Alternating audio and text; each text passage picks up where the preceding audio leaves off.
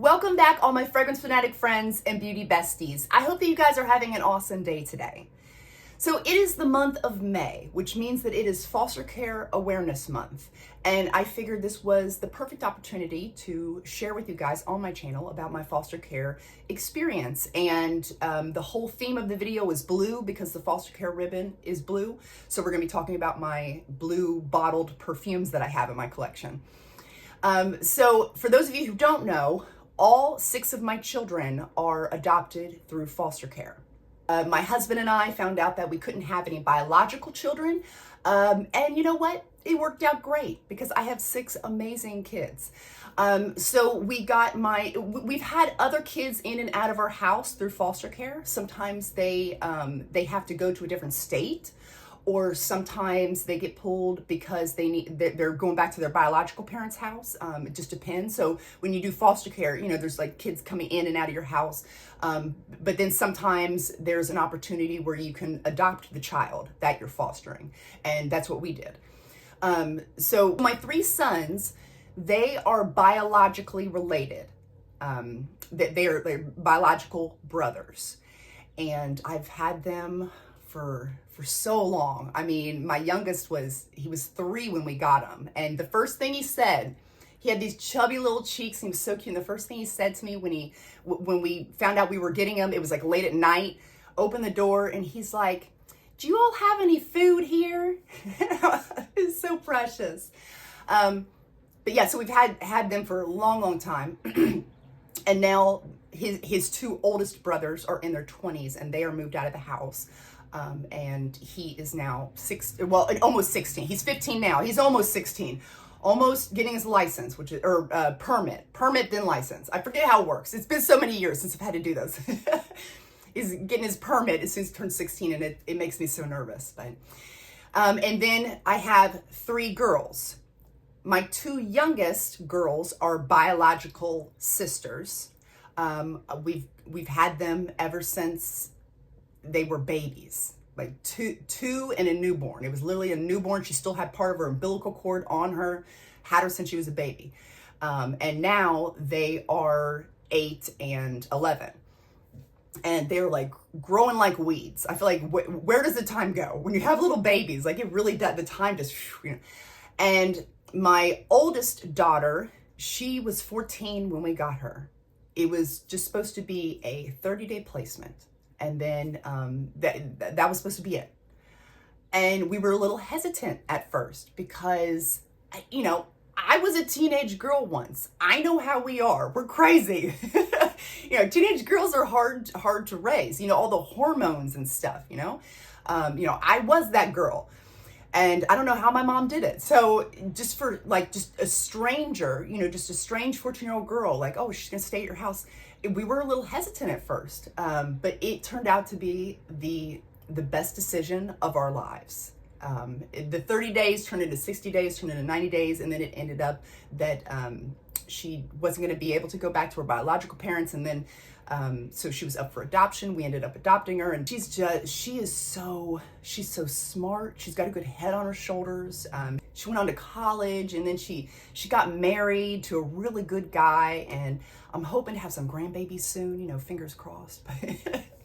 But yeah, so one of the best decisions we've ever made. And so I bring that up to share that not only there's so many kids in foster care that need a home, that need somebody to love them.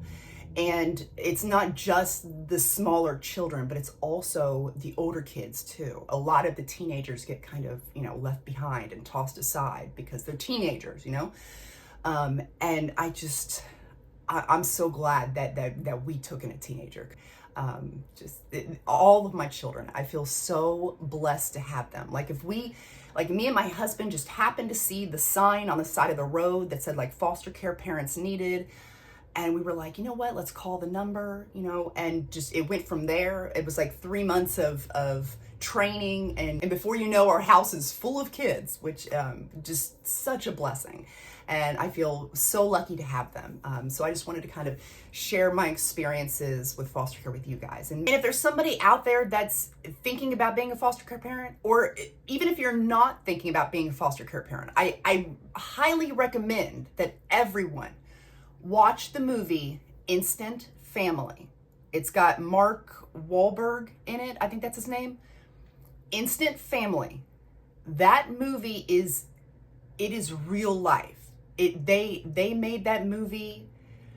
Every single tiny detail of the entire movie from beginning to end it's extremely realistic. Like I lived that. Like it's just, and every time I watch the movie, I'm bawling my eyes out because I know these feelings. I've seen, like, it's so unbelievably realistic. So if you want to know anything about what it's like being a foster care parent, or watch that movie, it will change your whole life and your whole perspective on things. It's amazing movie. Whoever the director was for this movie, they really did their homework. They really did their research. I would honestly be surprised if the director wasn't somehow connected with somebody in foster care, because it's so well done, the whole movie. Highly recommend it.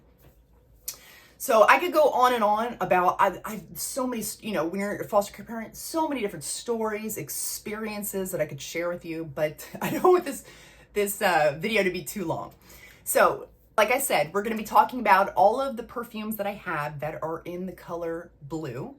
And I will leave the links to where I purchased everything in the description box below. If any of them are Amazon links, I do get a commission for that. So without further ado, let's get started.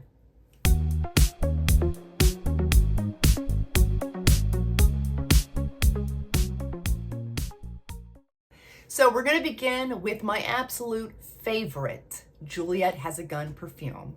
And this one is Vanilla Vibes. This one has the blue on the top and then the ombre effect to the bottom. It looks like it's made to look like sand. I feel like it's like sand in the ocean. Like that's the vibe I'm getting here. And this is very beach, summertime, vacation in a bottle. Love this perfume so much. I think this will always be in my collection. I can't imagine not having this because I don't have anything really like this. A lot of the salty ocean air perfumes, they're not as sweet as I would like, or they're like, the saltiness is like too dominant in them. Like this is just the perfect amount of balanced sweet vanilla and saltiness, just the perfect balance between the two.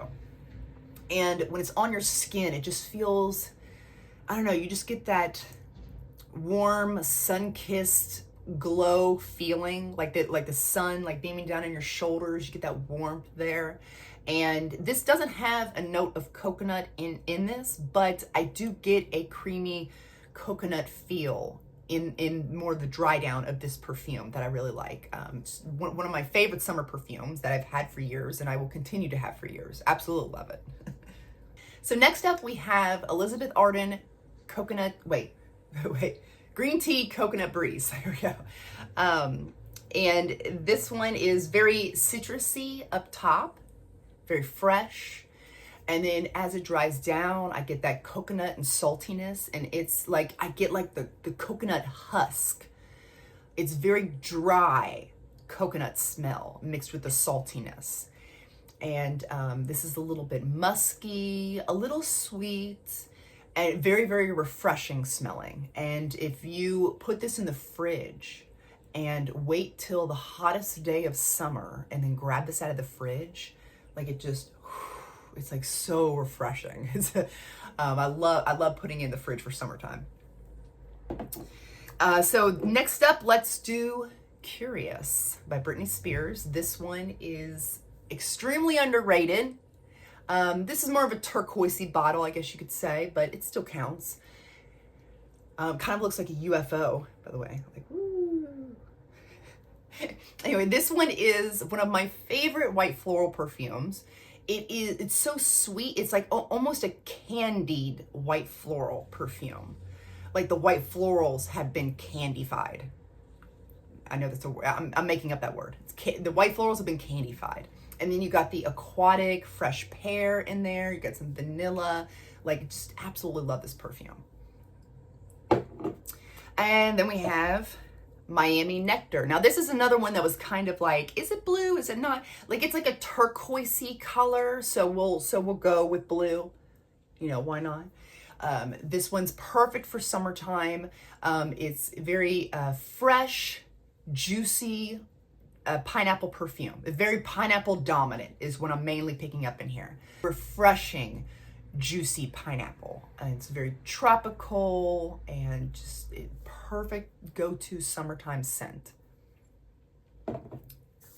Next up, we have the Luxe Rush, and this one is, such a good sandalwood perfume. The sandalwood is the main thing that really like draws me to this perfume. I do get some patchouli in here as well, but the patchouli is like sitting behind the sandalwood. I feel like this is mainly about the sandalwood, and it's very creamy, a creamy sandalwood, because there's actually like some sort of cream. I don't know if it's whipped cream or what it is in the base. There's like actually like a note of like a whipped cream. And it is making this super creamy, woody perfume. Sweet, a little earthy smelling. I pick up on the creamy white florals as well in here. I really, really love this perfume. Next up, we have the Assad Zanzibar. And I really enjoy this perfume. It's like more of a unisex perfume. It's actually, if you look for it on Amazon, it's more in the men's section of perfumes that Lattafa have. And then the Yara perfumes are more in the women's section, but they're in like the same looking bottles. Now, of course, we can all wear whatever we want, but I'm just letting you know. This one is definitely a blue bottle for sure. So it matches the theme of the video. It matches my outfit too. This one is a powdery vanilla perfume. I definitely get the iris. Like I think that's mainly where the powderiness is kind of this powdery vanilla iris perfume. And there's a fresh spiciness going on. There's a little bit of an aromatic lavender. And I pick up on the saltiness, like a salty ocean air breeze going by, but it's very minimal. It's not like some of the other perfumes that have like a real dominant salty note. It's there, but it's more subtle.